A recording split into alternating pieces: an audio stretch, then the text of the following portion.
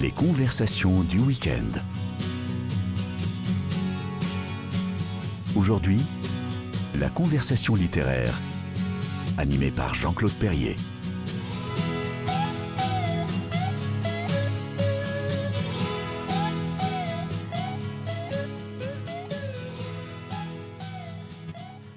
Bonjour à tous les auditeurs de KTO et bienvenue pour ce nouveau numéro des conversations littéraires du week-end. Vous avez reconnu My Sweet Lord de George Harrison. Notre invitée du jour, c'est Catherine Cusset. Bonjour chère Catherine. Bonjour Jean-Claude. Merci d'être venue nous voir. Catherine Cusset, vous avez une double actualité. Vous publiez une nouvelle version de votre vie de David Hockney qui accompagne la grande rétrospective qui vient de commencer donc à la Fondation Cartier dans le Bois de Boulogne. Fondation Vuitton. Fondation Vuitton, pardon, si c'est pas l'une c'est l'autre. Fondation Vuitton, pardon monsieur Vuitton, dans le Bois de Boulogne, qui vient de commencer, qui est gigantesque, qui a une presse absolument démente, on va en parler. Et puis un deuxième livre, complètement inédit celui-là, qui est donc un Ma vie avec Marcel Proust. Les deux sont chez Gallimard, donc dans cette collection qui demande à un écrivain d'aujourd'hui son compagnonnage, en quelque sorte, avec un écrivain du passé plus ou moins lointain. Ou un artiste, d'ailleurs. Ou un artiste, et c'est vrai que ça donne des belles rencontres. Catherine Cusset, si vous vouliez vous définir un peu, définir les axes de votre œuvre, de votre travail, qu'est-ce que vous diriez ? Me définir moi ou me définir... En tant qu'écrivain vous commencez par une question vraiment facile. Oui, on va commencer fort et puis après ça ira tranquillo. Écoutez, j'écris parce que d'abord, je ne pourrais pas vivre autrement. Parce que quand je n'écris pas, j'ai vraiment du mal à vivre. Je ne sais pas si c'est le besoin de conserver quelque chose de la vie ou le besoin de donner sens à la vie. Je pense que ça a à voir avec les deux, la mémoire et le sens. Et je suis quelqu'un d'extrêmement anxieux et flippé, mais aussi très discipliné dans le sens où vraiment je me mets à ma table tous les matins parce que j'en ai vraiment besoin et j'ai plutôt du mal à la quitter. Et je suis quelqu'un aussi dont les premiers jets sont toujours mauvais. Je ne sais pas pourquoi, mais c'est comme ça. Et ça, vous en êtes sûr ? Oui. Et enfin, parfois, il y a des moments d'inspiration où, si je prends un roman comme L'autre qu'on adorait, que j'ai énormément retravaillé, vous pouvez même pas imaginer, tous mes romans, je les ai énormément retravaillés. Et parfois, il y a une partie je n'ai pas retravaillée, qui me vient d'un trait, qui en général, j'ai envie de dire, est l'origine du livre que j'écris. Mais qui décrète que c'est bon ou que c'est mauvais ? C'est vous-même ? Oui. D'abord vous-même toute seule ? Oui, pas immédiatement. En général, c'est après 6 mois, je me relis et souvent je m'ennuie, c'est pas bon, je vois que c'est brouillon, j'aime pas. Et tout à coup, je tombe sur un passage où je ne changerai rien, ça peut être 50 pages, et je sais qu'il y a un livre. Et il faut que j'arrive à le faire sortir de sa gangue, ce livre. Donc vraiment, écrire, c'est réécrire, c'est travailler, c'est couper, c'est toujours une quête permanente. Moi, je trouve, de faire parler un écrivain de sa façon d'écrire, parce que même s'il y a des constantes, c'est jamais pareil. Chacun a son approche, son mode de fonctionnement, etc. Comment tout ça a commencé, Catherine ? Alors, je crois que j'ai voulu commencer à écrire très tôt. J'écrivais des poèmes à 7 ans. Et pourquoi ? Simplement parce que j'adorais lire. Donc, c'était vraiment mon activité préférée. Donc, lire, écrire, ça va ensemble. J'ai commencé vraiment à écrire des histoires à 12 ans, à 13 ans, à 14 ans. Elles étaient certainement très mauvaises, ces histoires, mais la seule chose, c'est que je les terminais. Donc, j'avais cette capacité d'aller au bout. Et puis après, j'ai complètement arrêté pendant mes études. Vous savez, j'avais une mère qui adorait la littérature. Pour qui c'était la plus belle chose au monde, et être écrivain, il n'y avait pas de plus beau métier, mais en même temps, elle avait les pieds sur terre. Elle-même était avocate, ensuite elle est devenue juge, et elle se disait quand même qu'écrivain, c'était pas un métier sûr. Mais ça rassure pas les parents en général. Et qu'il fallait gagner sa vie. Donc elle m'a vraiment poussée à faire une hypocagne, une cagne, à préparer le concours de l'école normale supérieure, puis l'agrégation, à avoir un diplôme de professeur. Et comme ça, elle était rassurée. Ça, au moins, c'était sûr. Voilà. Mais en même temps, le problème de ces études extrêmement ardues et poussées, où vous passez vos journées à travailler de 7h du matin à minuit, faire du latin, du grec, de l'histoire, de la philo, de l'allemand, du français, etc., c'est que vous devenez un peu un robot. Et j'ai perdu complètement le goût d'écrire. J'étais plus du tout capable d'écrire, je m'en sentais aussi vraiment, je me sentais totalement nulle, et enfin j'avais plus d'imagination, de toute façon que c'est assez simple. Et c'est revenu à 25 ans avec Un chagrin d'amour, où j'ai écrit mon premier roman, pour survivre, pour arriver à survivre au chagrin. C'était la blouse roumaine. C'était la blouse roumaine, voilà. Roman, mais roman très autobiographique. Et alors, ouais, ça ouvrait une voie, effectivement, parce que c'est là que j'avais envie de vous emmener. C'était sur ce côté autobiographique, on dit souvent autofiction, etc. Vous alternez les romans, mais très autobiographiques, et ce que vous appelez, ou ce qu'on appelle des autofictions. Et cette blouse roumaine, quelle a été sa destinée littéraire ? Oh là là, une catastrophe. Voilà, c'est ce que vous m'aviez dit. Un flop vraiment, absolu. On ne peut pas imaginer pour un premier roman. C'est énorme, un premier roman pour un écrivain. On est en 90. J'ai 27 ans. Paf. C'est une année importante parce que je me marie avec l'Américain qui est le méchant de mon roman. Normalement, tout le monde me dit j'espère que tu le reverras jamais après avoir lu mon roman. Je l'épouse et en même temps, je soutiens ma thèse, mais alors pas sur n'importe quel auteur, sur Sade. Je fais un vrai mariage à l'église parce que je suis follement amoureuse et que donc il faut quelque part prêter serment devant l'éternel. Il est américano-roumain, celui-là ? Il est américano-roumain et juif et chrétien comme moi, donc on a les deux mêmes identités. Et ce roman sort et c'est vraiment gigantesque. Et ce roman, personne n'en parle. Publié par Solers quand même, oui, chez Gallimard. C'est quand même une caution. Il apparaît, ils disent personne n'en parle, pas un article dans un journal. Je ne sais pas, il doit s'en vendre 300 exemplaires et je pense qu'il y en a 280 qui ont été achetés par ma mère. Donc vraiment, c'est un désastre, quoi. Et c'est très humiliant. Et moi, je pense au fond de moi, j'ai écrit ce roman parce que j'étais amoureuse. Maintenant, j'ai décroché le mari, mais je ne serais jamais capable d'écrire un deuxième roman et c'est fini pour moi. Et Solers, quelque part, je lui envoie un manuscrit 2 ans après, il ne me répond même pas. Et ça confirme que je ne suis rien ni personne, que je suis vraiment, que c'est la honte, qu'il a honte de moi. Et je vais devoir, pendant un certain nombre d'années, faire un travail intérieur pour me délivrer de lui, pour me délivrer de ce filtre par rapport à moi, par rapport à la vie, c'est-à-dire de la peur du jugement, en fait. Et je vais le faire de 2 manières, en écrivant un livre sur Solers, qui va être une délivrance. Et ce livre, ça va être mon 3e roman, qui va s'appeler « À vous », qui est un livre où je me délivre. Et à côté de ça, à peine j'ai écrit le premier jet de ce livre, que je vais réécrire 4 fois, j'arrive, délivrée, à écrire un vrai livre qui n'est plus sur Solers et qui est mon 2e roman, qui va être mon premier succès littéraire. Et c'est En toute innocence. Et il ne répond pas non plus. Il ne répond pas non plus. Vous m'aviez dit que vous avez failli même quitter votre éditeur tellement ce silence vous. Et en fait, il ne l'a même pas angoissait. lu. Il l'a enfoui dans un tiroir. Il avait tellement plus il l'avait plus du tout. Il s'en moquait. Mais après, il l'a lu quand j'ai appris à Gallimard que j'allais signer un contrat chez un autre éditeur. Ils l'ont lu et ils m'ont rattrapé tout de suite. Et donc, le roman a paru dans La Blanche, un petit roman en toute innocence en 95. Et là, il a été quand même finaliste du Femina, il a été sur la liste du Goncourt. Donc, tout à coup, je suis passée de rien à une sorte à quelque chose. Et vous savez, c'était immense pour moi parce que je me rappelle que à l'époque, j'étais passée chez Gallimard chercher un chèque de 900 francs qu'on me devait pour mon roman.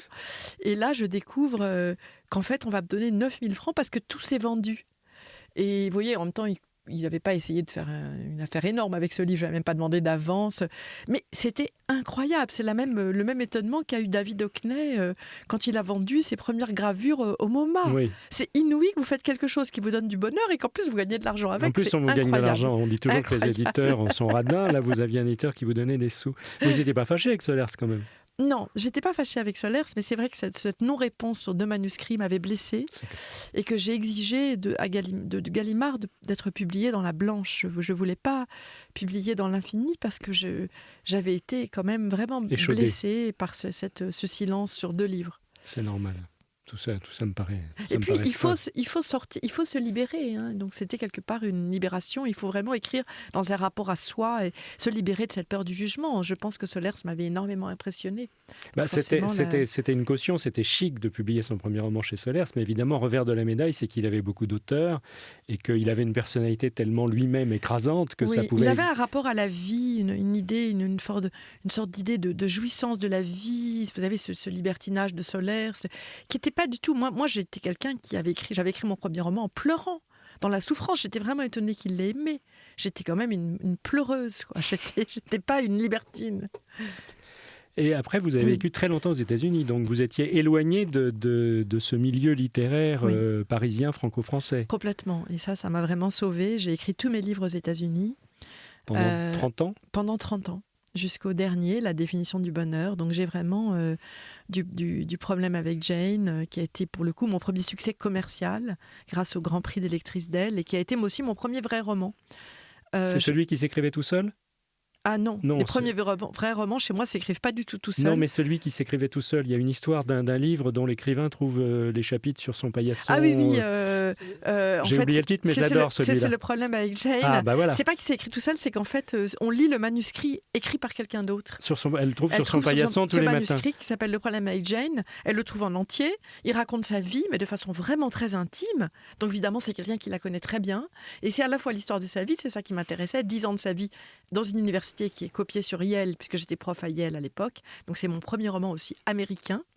Et puis, on découvre, il y a une sorte de petite accroche, un peu de thriller, où on découvre à la fin qui a écrit ce roman de sa vie. C'est vrai que c'était flippant, il y a un côté Hitchcockien comme ça, oui. Très réussi. Vous voyez, je ne me souvenais pas du titre, mais ça m'avait frappé. Il a beaucoup frappé les gens, même aujourd'hui, j'étais au Salon du Livre avant-hier, il y avait des femmes qui passaient et qui disaient « Oh, j'ai lu Le problème avec Jane !» Il a paru il y a 25 ans déjà. Oui, tout à fait. Je l'ai écrit il y a 30 ans. « Oh, qu'est-ce que j'ai aimé ce livre ! Ah tiens, je vais le reprendre. » Mais il y en a d'autres depuis quand même. Prenez donc tout. C'est drôle. Et alors, le fait justement de vivre aux États-Unis, donc dans une culture différente, d'avoir un métier d'enseignant, etc., c'est très prenant en même temps. Qu'est-ce que ça vous a fait d'un point de vue dans votre trajectoire? Est-ce que ça vous a donné une formidable liberté? Est-ce que vous êtes senti un peu éloigné, un peu illégitime, j'allais dire, par rapport au fonctionnement du milieu littéraire parisien? Comment vous l'avez vécu? Je pense que ça m'a donné une formidable liberté. Vous savez, parfois on me demande pourquoi je suis partie aux États-Unis. Alors pourquoi? Si je réponds, d'abord j'étais partie à 23 ans pour apprendre l'anglais. Et puis j'ai rencontré cet Américain à 25 ans, je l'ai épousé à 27 ans, je suis repartie. Et j'ai eu un poste à Yale. Alors je peux dire parce que j'ai épousé un Américain. Mais fondamentalement, j'ai l'impression que je suis partie parce que j'avais besoin de cette distance. J'avais besoin de quitter mon milieu familial, Paris, le milieu littéraire parisien. J'ai écrit tous mes livres là-bas et je crois qu'il y a eu dans mes livres une liberté que j'aurais pas eu autrement. Quand je publie des livres comme La haine de la famille, qui est un livre où je dis tout sur ma famille, sur ma mère, un livre totalement autobiographique où je vais vraiment à la fois dans un côté complètement concret, graphique. Je parle des rots et des proutes de ma mère, je parle de ce côté insupportable, je parle de la vie intime de mes parents, mais avec une vérité que je pense j'aurais pas eue si j'avais publié ce livre en étant sur place. Quand j'écris Confession d'une radine, où il s'agit de moi, de la radinerie. Je l'aime bien celui-là. Et c'est un livre à la fois complètement honteux et comique, où je me moque de moi. J'ai cette autodérision. Je crois que j'ai tellement aimé chez Proust, on en parlera après. Bien sûr. Donc il y a cette liberté que me donne la distance. Quand j'écris aussi L'autre qu'on adorait, quand même ce livre sur mon ami qui s'est suicidé, qui est parti lui aussi vivre aux États-Unis. Donc il y a la même vie, le même parallélisme entre lui et moi, cette vie entre les États-Unis et la France, cette comparaison permanente entre cette vie parisienne, française, cette tradition et toute la liberté que donnent les États-Unis. Donc je crois que ça a été une immense liberté. Et puis la découverte aussi des auteurs anglo-saxons et de leur écriture beaucoup plus concrète, visuelle, détaillée que finalement, à l'époque, surtout quand j'avais les écrivains français. Et on a toujours dit que mon écriture à moi était très visuelle, était très concrète. Et je pense qu'il y a une influence. Ça vous le devez aux écrivains américains? Oui, je pense qu'il y a une influence du lieu, des écrivains. Mais La haine de la famille, évidemment, ils l'ont quand même lu, puisque ça, on en a parlé, c'était un succès libraire. Donc même le fait d'être aux États-Unis, ça atténuait le côté boomerang familial. Et puis je ne l'ai pas publié tout de suite. Vous voyez, je l'ai écrit ce livre en 96, alors que je vivais à Prague, parce que je suis partie vivre à Prague 2 ans. Donc une double étrangeté. Je suis vraiment à chaque fois, je me suis retrouvée entièrement seule à Prague, dans un pays dont je ne parlais pas la langue. C'est là où j'ai le plus écrit. Oui, évidemment. À Prague, j'ai écrit bien faire quelque chose. L'aide de la famille, et j'ai écrit le premier jet de Confession d'une radine, parce que j'ai découvert à Prague, dans un pays où on ne pouvait rien acheter, où il y avait pas vraiment où l'argent servait à rien, il n'y avait rien à acheter. Que j'avais des réflexes d'économie. C'était encore sous le régime socialiste. C'était juste après. Non, juste après la fin du. Il n'y avait pas encore de boutique, donc j'avais des réflexes d'économie. Je me suis vraiment interrogée dessus. C'est là que j'ai écrit donc le premier jet, la première version de Confession d'une radine, la première version du Problème avec Jane. J'ai écrit les premières versions de 3 ou 4 livres pendant 2 ans à Prague. La solitude, c'est ce qu'il y a de mieux pour écrire. Vraiment, Paris, c'est une catastrophe pour moi. Ça dépend pour qui. Catastrophe. Genre, à force d'écouter les écrivains raconter, il y a 2 écoles. Il y a l'écrivain qui fonctionne bien dans le stress et que ça motive d'avoir des créneaux comme ça. Et il y a l'écrivain comme vous qui, effectivement, effectivement, a besoin de solitude, de temps long, etc. Oui, etc. c'est ça. Donc voilà, je ne sais plus où on était, mais bref. On était aux États-Unis, à Yale, où vous écrivez ces livres avec cette distance du milieu Oui. littéraire. Vous parliez de La haine de la famille. Oui. Donc, vous voyez, je l'ai écrit en 96, il est apparu en 2001. Donc, quand même, je l'ai fait accepter par mes parents. Pour moi, je suis un écrivain pour qui il est vraiment important de ne pas me brouiller. Vous savez, on écrit, on doit être totalement libre dans l'écriture. J'en suis convaincue. Il faut avoir aucune censure. Sinon, on n'est pas vrai. Donc, il faut vraiment... Je crois à la vérité dans l'écriture. La vérité, ça veut dire ne pas se protéger, ne pas protéger son image, s'exposer entièrement. Et je suis convaincue que Proust le fait aussi. Et quitte à exposer les autres aussi, parce que Mais quand on écrit sur sa famille, on mouille, si j'ose dire, les autres. Mais après, on a le choix de publier ou pas. Et si on publie, il faut accepter les conséquences. Et là, pour La haine de la famille, je l'ai quand même fait lire à mes parents d'abord. Oui, c'était la question que j'allais vous poser. Oui. Ah bah, c'est gentil. Oui, et ma mère, finalement, c'était surtout sur ma mère. Il y avait mon père aussi. Mon père est plus fragile. Mais ma mère est tellement narcissique que finalement, elle a eu beaucoup de mal d'abord, la première fois, mais après, elle était tellement ravie d'être héroïne d'un livre. Et quand Pivot a dit qu'il adorait ce livre, alors là, comme ma mère adorait Pivot, c'était vraiment... C'est beau. Elle ne pouvait rien entendre de plus beau. Tout est bien qui finit bien, voilà, si j'allais dire. Catherine Cusset, vous avez choisi, conformément à notre mode de fonctionnement, un premier morceau musical qui va représenter une pause.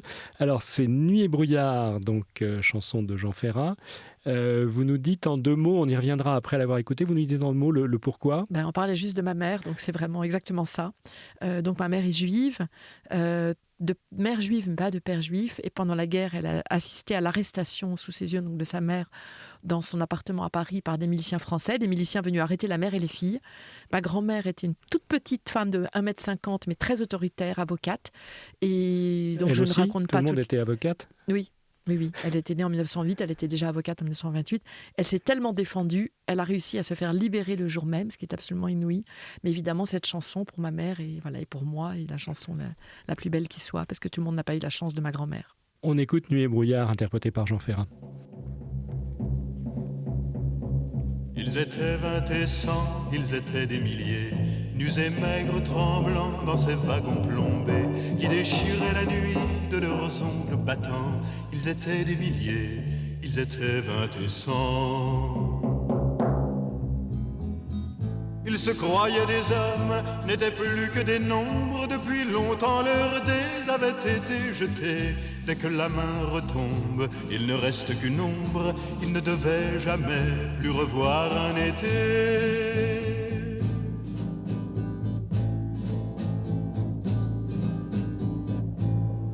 La fuite monotone et sans hâte du temps, survivre encore un jour, une heure, obstinément. Combien de tours de roue, d'arrêt et de départ qui n'en finissent pas de distiller l'espoir.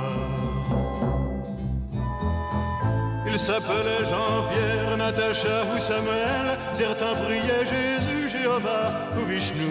D'autres ne priaient pas, mais qu'importe le ciel. Ils voulaient simplement ne plus vivre à genoux.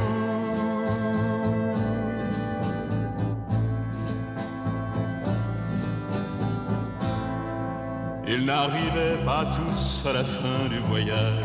Ceux qui sont revenus, peuvent-ils être heureux? Qu'ils essaient d'oublier, étonnés qu'à leur âge, les veines de leurs bras soient devenues si bleues. Les Allemands guettaient du haut des miradors. La lune se taisait comme vous vous taisiez. En regardant au loin, en regardant dehors, votre chair était tendre à leurs chiens policiers.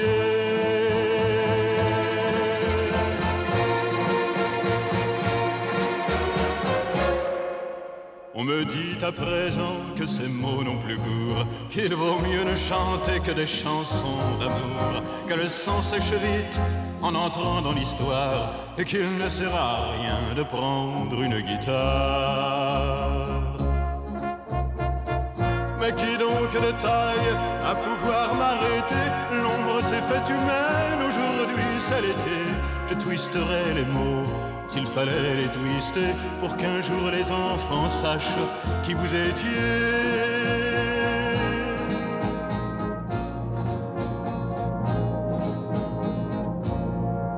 Vous Vous étiez 20 et 100, vous étiez des milliers, nus et maigres, tremblants dans ces wagons plombés, qui déchiriez la nuit de vos ongles battants.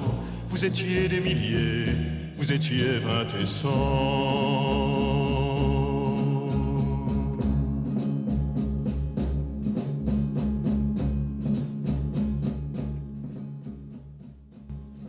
Retour dans les conversations littéraires du week-end avec vous, Catherine Cusset. Merci pour nous avoir fait partager ce beau moment d'émotion. Donc, Jean Ferrat, Nuit et brouillard, de qui est le texte ? Mystère. J'allais dire Aragon, mais texte d'Aragon peut-être ? C'est pas Jean Ferrat ? Lui-même ? Je sais pas, il me semble, parce que c'est l'histoire de son père. Oui aussi, mais ça aurait pu... On vérifiera. Ah oui, j'aimerais bien. Pour moi, c'était Jean Ferrat, en fait. Bon, alors Jean Ferrat. Mais je me trompe peut-être. Je ne sais pas, en tout cas c'est absolument magnifique. Oui. En plus on vient de célébrer la libération des camps il n'y a pas très longtemps, donc on est dans le... Et donc vous nous expliquiez tout à l'heure les résonances toutes personnelles de cette chanson dans votre histoire familiale. C'est très, très intéressant dans votre travail d'écrivain, Catherine Cusset, ce mélange de personnel, de romanesque, de littéraire, d'histoire, etc. Et ça se retrouve dans quasiment tous vos livres, en fait, même ceux qui, en apparence, sont les moins persos. Et on va venir à l'un d'entre eux, c'est cette vie de David Hockney que vous avez écrite, publiée en 2018 chez Gallimard, et qui ressort aujourd'hui en 2025, donc ça a été repris en poche entre-temps, et ça ressort aujourd'hui donc en 2025 pour accompagner cette exposition de David Hockney à la Fondation Vuitton dans le Bois de Boulogne. Rectification est faite. Ce qui est très intéressant là encore, c'est le processus créatif dans lequel vous vous êtes lancé, que vous allez nous raconter. Déjà, connaissiez-vous l'œuvre de David Hockney avant d'entreprendre ce projet ? Avant de l'écrire, je suis quand même allée regarder et son œuvre. Spontanément, c'était un de vos pannes favoris ? Non, je ne le connaissais pas du tout, en fait. Je connaissais son nom quand même. On est en 2016, vient de paraître mon roman « L'autre qu'on adorait », et une éditrice qui a une actualité très importante, donc je suis quand même une éditrice de chez Gallimard, me contacte et me demande si j'accepterais d'écrire un texte de 40 pages sur l'œuvre de David Hockney, parce qu'elle a l'idée de créer une collection liée à l'actualité artistique, sur des artistes, où elle demanderait à des écrivains de la maison, des romanciers, d'écrire un texte. Donc pas des historiens de l'art. Donc c'est un concept un peu nouveau. Et elle pense à moi pour ce premier livre pour deux raisons. Bon, d'abord, il va y avoir cette exposition de David Hockney à Beaubourg à l'été 2017. Et la deuxième, c'est qu'elle voit un lien à la fois entre David Hockney et moi. À la fois, je ne sais pas pourquoi, elle a lu L'autre qu'on adorait. Elle a l'impression que son œuvre va me plaire, qu'il y a un lien entre sa façon de peindre et mon écriture. Je crois qu'elle n'a pas tort, mais j'aurais du mal à le définir. Mais il y a quelque chose quand même qui est là. Et puis, elle voit aussi un lien entre sa vie, puisqu'il a vécu une double vie entre l'Europe et les États-Unis. Et c'est mon cas aussi, puisque je suis partie vivre aux États-Unis. Et donc, je suis intéressée par le projet, mais je me réserve, je ne signe pas de contrat parce que je ne le fais jamais à l'avance. Je rentre à New York, je vais acheter des livres sur David Hockney, dont un livre qui s'appelle My Early Years, Mes jeunes années, qui est la transcription d'un enregistrement où David Hockney parle de son enfance et de sa jeunesse. Et en lisant ce livre qui raconte plein de petites anecdotes sur son enfance, j'ai l'impression de voir exister le personnage. Ça vous touche ? Et je le trouve extrêmement sympathique, il me fait rire. Il y a plein de petites scènes où il me fait rire. Dont une assez d'ailleurs politiquement incorrecte. Il raconte comment, alors qu'il a 14 ans, il adorait le cinéma. Il vient d'une famille très modeste. Il vivait dans cette ville de Bradford, dans le nord de l'Angleterre. Et donc il essayait d'entrer au cinéma un peu gratuitement. Et il y allait très souvent. Et un jour, dans le noir, un homme s'est assis à côté de lui. Et il ne raconte pas ce qui se passe, mais on peut l'imaginer. Oui, d'accord. Et il conclut simplement cette scène en disant « It gave me a lifelong love for cinema ». Ça m'a donné un amour du cinéma pour la vie. Il faut quand même le faire. Hein, il a 14 ans, donc évidemment, c'est une scène d'abus sexuel. Et en même temps, vous voyez, il est extrêmement drôle. Moi, j'ai imaginé qu'il avait, à ce moment-là, découvert finalement un plaisir qui est tout à fait nouveau, parce qu'il n'a jamais vu dans sa vie un homosexuel. Il ne sait pas encore qu'il l'est vraiment. Il va le découvrir après. Mais en même temps, il sent bien que c'est un plaisir interdit. Donc voilà, je suis rentrée dans sa peau pour raconter son trajet d'artiste. Hein. Là, je parle d'une chose privée, mais je raconte ce trajet d'artiste de l'intérieur, Et alors, je suis passée à la biographie. Pourquoi ? Parce que sa personne m'a vraiment intéressée. Et ce qui m'a le plus intéressée chez sa personne, c'est trois choses. C'est son autodérision, ce que je vous racontais juste à l'instant. C'est sa liberté extraordinaire. Donc il est parti aux États-Unis, il a été extrêmement libre, sexuellement évidemment, mais par rapport à l'art contemporain, il a eu cette audace d'être un peintre figuratif, oui, absolument. Dans les années 60 et 70, à l'époque où tout le monde était abstrait. Et donc, quelle est la troisième ? Non, j'ai donné 2 raisons. Je crois que je verrai si j'en ai une troisième après qui me vient. Alors, ah oui, je sais la troisième.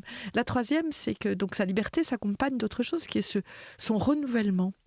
Il n'est jamais prisonnier du succès. Il va se faire connaître à 40 ans. À 40 ans, il est déjà un peintre extrêmement connu en raison des piscines et les doubles portraits. Et il va rompre avec ces tableaux, cette pratique artistique qui lui donne le succès, pour se lancer dans quelque chose de complètement nouveau, de très hasardeux. Et donc j'aime ce risque qu'il prend sans arrêt, David Hockney. Avec à chaque fois une exploration des techniques nouvelles, effectivement, puisque maintenant il travaille avec son smartphone. Son iPhone. Ce qui est assez rigolo. Alors, vous êtes parti pour écrire 40 pages dans une petite collection chez Gallimard, et finalement, c'est pas ça qui s'est produit. C'est que vous avez fait un livre entier sur ce David Hockney. Voilà, donc au début, je demande d'abord à l'éditrice des livres illustrés si j'écris quelque chose de biographique, ça vous dérange ? Parce que je me dis, a priori, moi, pourquoi je parlerais de son œuvre ? Je suis pas une historienne de l'art. Elle me dit, vous faites ce que vous voulez. Mais elle demandait 40 pages. Et le problème, c'est que j'ai écrit 50 pages et il avait 27 ans dans mon œuvre. Et à l'époque, il en avait 80. Et donc, je me dis, non, ça ne va pas le faire. Et donc, je l'ai envoyé à mon éditeur chez Gallimard, qui était Jean-Marie Laclaftine, et qui m'a dit, mais c'est un roman. C'est à la fois tout Hockney et c'est tout toi. Et c'est vrai qu'il y avait des amis en riant qui me disaient ça pourrait s'appeler Vie de Catherine Hockney, parce que en écrivant ce roman de l'intérieur, je me suis évidemment identifiée à lui et projetée également sur lui. Vous savez, on voit un artiste avec un immense succès, comme celui de David Hockney, de l'extérieur. Alors, je ne m'identifie pas avec son succès, je vous jure. Mais ce succès, il n'est pas né avec. Et il est évident, il l'a conquis, il a traversé de grandes périodes de doute. Donc je me suis beaucoup plus identifiée avec ces périodes de doute, avec ces questionnements créatifs, avec les difficultés qu'il a pu rencontrer, le rejet qu'il a rencontré aussi. Et c'est ça que j'ai écrit de l'intérieur. Mais alors, vous ne le connaissiez absolument pas. Il n'était pas question pour vous de chercher à le rencontrer avant, de l'informer, de lui expliquer, etc. Non, parce que je voulais, moi, de mon côté, rester entièrement libre de ce que j'allais écrire.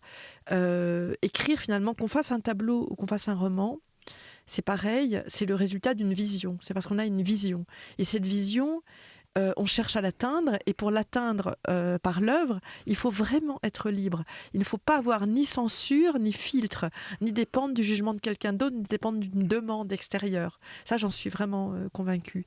Et j'avais trop peur que David Hockney cherche à m'influencer. Et en plus, pourquoi aurait-il dit oui au roman d'une écrivaine française dont il n'avait jamais entendu parler, lui qui était immensément connu et qui n'avait vraiment pas besoin de moi pour être connu. S'il avait voulu qu'un livre pareil soit écrit, qu'il soit au moins écrit par une américaine ou une anglaise, oui, pas par une française. Il y a beaucoup de littérature écrite sur David Hockney. Il y a énormément de choses sur David Hockney. Il n'avait vraiment pas besoin de moi. Il y avait des dizaines de livres, mais il n'y en avait aucun comme le mien.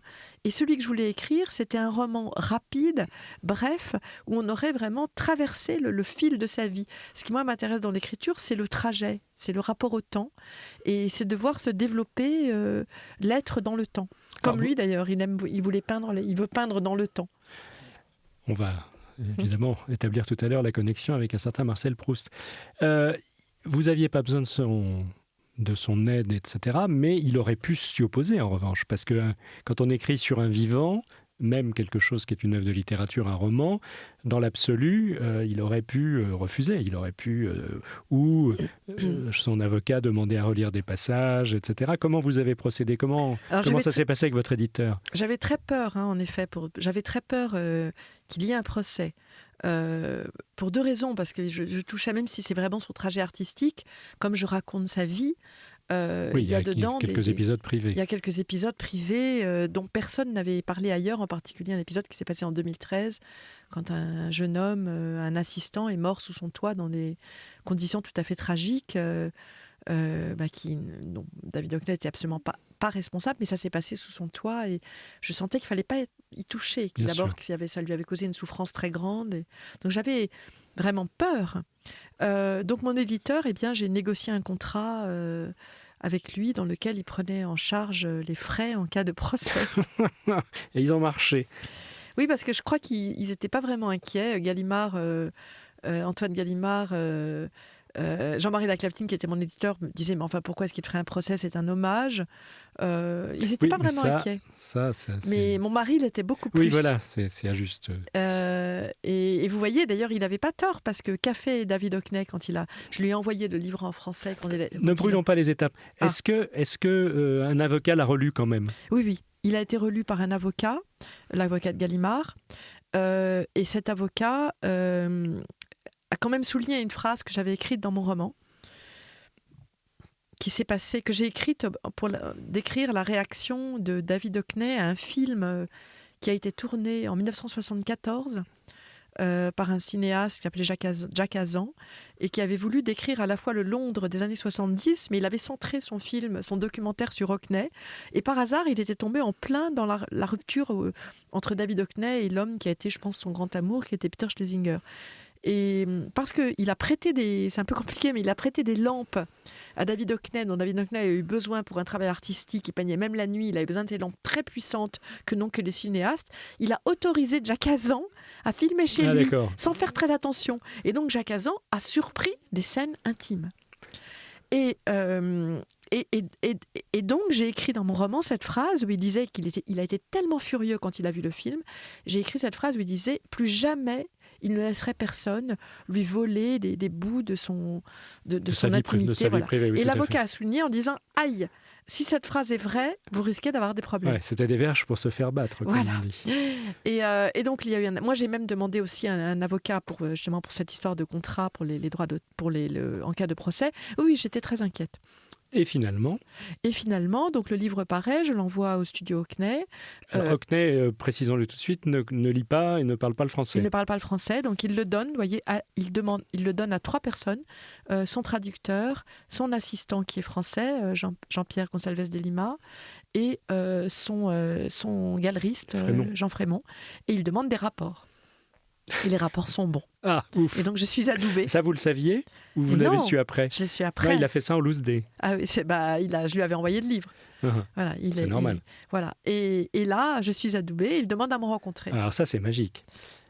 Vous le rencontrez où, comment? À New York d'abord, à sa galerie, la Pace. Et ça m'a fait un effet assez drôle parce que j'avais écrit mon roman, je ne pouvais pas me permettre d'inventer, c'est vraiment un roman. Ce que j'appelle un roman, tout peut être vrai, mais le roman, c'est que ça consiste à la fois à imaginer de l'intérieur et à suivre un personnage. On ne sait pas ce qui va se passer, donc on est dans un fil romanesque. Voilà. Et en même temps, quand je fais parler David Hockney, j'ai tout lu sur lui, j'ai lu plein d'entretiens, donc évidemment, je me suis permis, j'ai à chaque fois repris des phrases qu'il avait prononcées ici et là. Or, les idées que nous avons dans notre vie sont finalement assez limitées. Nous avons un nombre Et donc, quand David Hockney a commencé à me parler, je sais pas, de son travail, du printemps que la mort n'abolira jamais, de la cigarette, c'était des phrases que j'avais mises dans mon roman, et j'avais à chaque fois l'impression qu'il citait mon roman, alors que c'était moi évidemment qui le citais. Donc c'était très drôle de voir mon personnage sorti de mon roman, qui citait mon roman. C'était assez surréel comme expérience. Et ça, il a été chaleureux tout de suite. Il est charmant. Il est charmant. Il est vraiment. Il a le regard vif. Il est plein de vie, cet homme. Et puis il m'a parlé de son exposition. Puis après, je suis allée le voir en Normandie 2 fois. Et c'était assez extraordinaire de voir son travail, son work in progress, donc avant les expositions, celle de l'Orangerie et les autres qui ont eu lieu après, où il a montré son travail de Normandie. Il est retourné à Londres, là. Il est maintenant retourné à Londres. Je pense qu'il a fait le tour de la Normandie. Il a peint pendant 4 ou 5 ans, pendant le confinement. Il a vraiment peint son jardin tous les jours Oui, on de a vu l'année. énormément de reproductions Oui. C'est vraiment sa maison, de son jardin. Vous voyez, il voit l'infini dans le brin d'herbe. C'est le changement infini du temps. Il dit que la peinture, c'est très différent de la photographie. Dans la photographie, il y a un instant unique. Et dans la peinture et le dessin, parce que vous prenez le temps, que ce soit d'ailleurs sur iPad ou au crayon ou à la peinture, ça se passe dans le temps. Donc vous apprenez à regarder.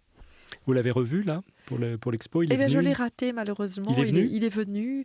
J'étais là au vernissage, mais l'exposition était tellement formidable que je ne suis pas descendue à temps là où il se trouvait pour le. Ah, c'est ballot. C'était son œuvre, le voir lui, l'œuvre est magnifique. Vous irez à Londres. L'exposition évidemment Vous magnifique. Irez peut-être à Londres. Voilà. Et alors donc là, ce qu'il y a de formidable avec ce livre, c'est qu'il a maintenant une deuxième vie. Donc une réédition avec une postface inédite où vous racontez cette histoire, et donc des illustrations de David Hockney qui sont venues enrichir cette vie de David Hockney. Oui, je suis très contente de cette nouvelle édition, parce que d'abord le livre retourne dans sa maison d'origine, qui est cette collection que voulait créer Nathalie Bayeux, l'éditrice des livres illustrés chez Gallimard. Finalement, ça fait un livre illustré. Ça fait une boucle, il retourne là où il a commencé. Et je suis également très contente parce que David Hockney a autorisé cette édition, ce qui prouve qu'il a vraiment aimé mon livre. Il m'a écrit après l'avoir lu en anglais. Il m'a dit que je l'avais saisi, qu'il s'était vraiment reconnu dans mon livre, donc on ne pouvait pas me faire de plus beaux compliments. Et il a autorisé, donc, et l'édition comporte tous les tableaux dont je parle dans le livre, une 50aine d'œuvres. Donc il y a vraiment une sorte d'unité de ce livre. Et comme les gens qui le lisaient auparavant en folio ou en blanche me disaient « Oh là là, qu'est-ce qu'on a envie de voir les œuvres ?» Et oui, c'est toujours frustrant d'écrire sur un artiste, de ne pas montrer les choses. Donc évidemment. là, vraiment, on lit le roman et les œuvres sont là à côté, donc c'est parfait. Mais c'est vous qui les avez choisis, enfin Gallimard et vous qui les avez choisis? Non, c'est pas moi du tout, c'est les œuvres dont je parle dans le livre. D'accord. Donc, ils n'ont pas eu de mal à les choisir. Et il n'a pas fait de... Il a absolument laissé la liberté. Il a validé. Il a validé. C'est super, parce que ça donne effectivement... C'est une anthologie personnelle de David Hockney par Catherine Cusset. Voilà. Superbe. Eh bien, belle aventure, belle histoire. On va marquer une deuxième pause, Catherine, avec un autre morceau de musique que vous avez choisi. Alors là, ça demande quelques explications. Ça s'appelle Baraye. C'est une chanson iranienne interprétée par... Shervin Hajipour. Voilà, Shervin Hajipour. C'est qui, Shervin Hajipour? Alors, c'est un jeune chanteur iranien qui a créé cette chanson pendant la révolution du voile, il y a quelques années, et elle est devenue virale, cette chanson. Elle a été reprise dans tous les pays du monde. En fait, elle est magnifique. C'est une chanson pour la liberté. Et elle correspond très bien à... Comment ? Femme, vie, liberté. Et elle correspond très bien à David Hockney, qui est un peintre de la liberté, et à Proust, qui est un écrivain de la liberté et de la tolérance. Sans transition, Baraye par Shervin Hajipour.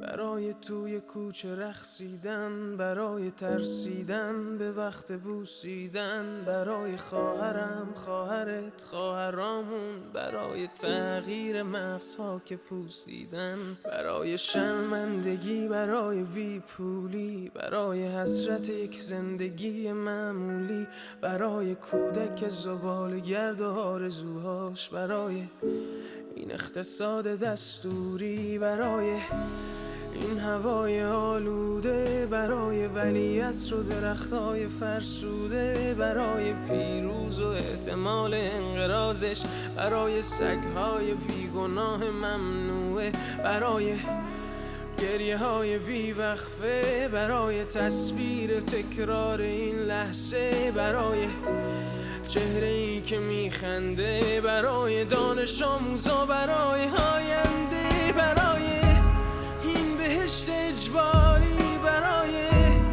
نخبه های زندانی، برای کودکان افغانی، برای این همه برای غیر تکراری، برای این همه شعارهای تو خالی، برای آوار خونه های پوشالی، برای احساس آرامش، برای خورشید پس از شبای طولانی، برای قرصای اعصاب و بیخوابی، برای مرد میهن آبادی برای دختری که آرزو داشت پسر بود برای زن زندگی آزادی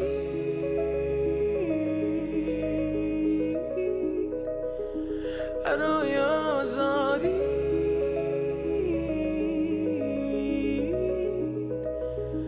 برای آزادی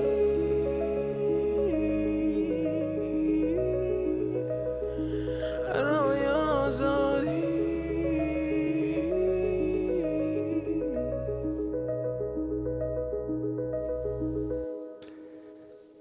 Parlez-vous persan, Catherine Cusset? Pas du tout, mais elle a été traduite aussi, cette chanson. Et vraiment, C'est très beau. Elle est très belle et je sais pas, j'ai tellement d'admiration pour le courage de ces femmes, quoi. C'est vraiment, vraiment d'admiration et d'empathie pour le peuple iranien. Absolument.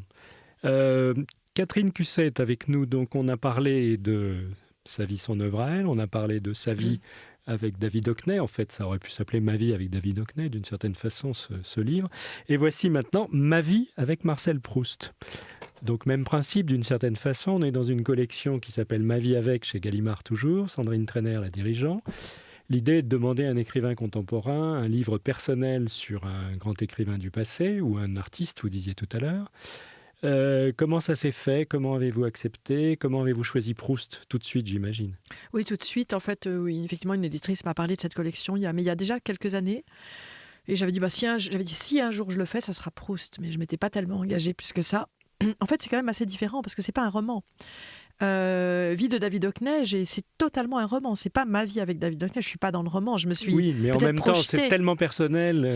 C'est ma vision de David Hockney. C'est ma vision, mais c'est lui. Vous voyez, il s'est reconnu. Alors que là, ma vie avec Proust Marcel aussi s'est reconnu. Il nous l'a dit. Alors que là, dans ma vie avec Marcel Proust, il s'agit de moi, de mon lien, enfin de comment je me suis reconnue chez Proust. Voilà. Et puis, je l'ai écrit finalement ce livre. Un peu Sandrine Trainer, qui maintenant est l'éditrice de la collection après François Sureau.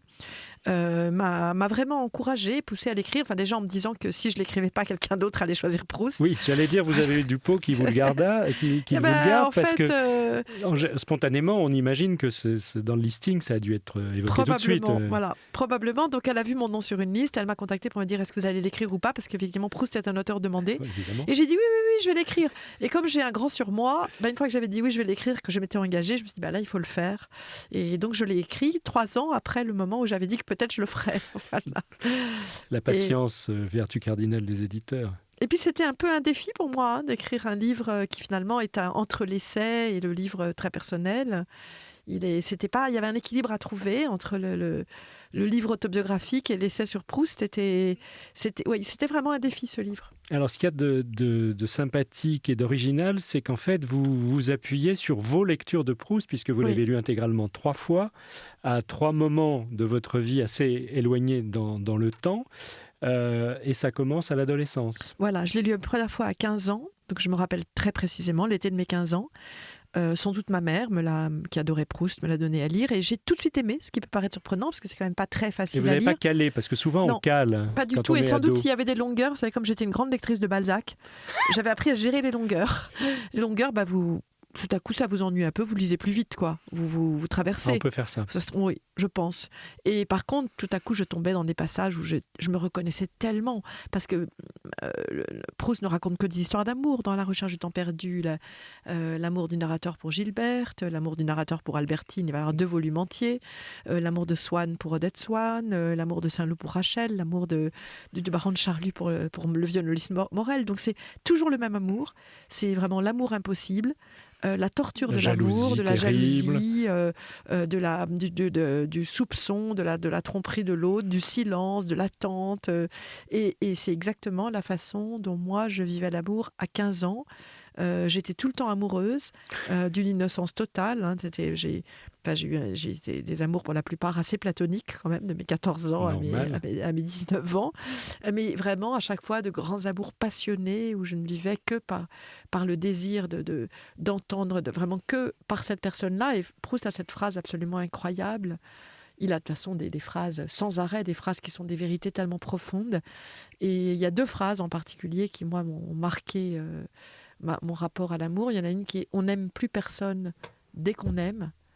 Et qu'est-ce que ça veut dire? Que plus rien ne compte, que l'objet de votre amour. On que- n'aime plus personne d'autre, ou On on n'aime n'aime plus plus personne. rien. Il cite cette phrase, donc il dit qu'à un moment, il pense que sa grand-mère, si tout à coup, si elle mourait d'une attaque, ça l'empêcherait d'aller retrouver Gilberte, avec qui il joue aux Champs-Élysées. Ça le contrarie beaucoup. Il pense même pas à la mort de sa grand-mère, qu'il adore.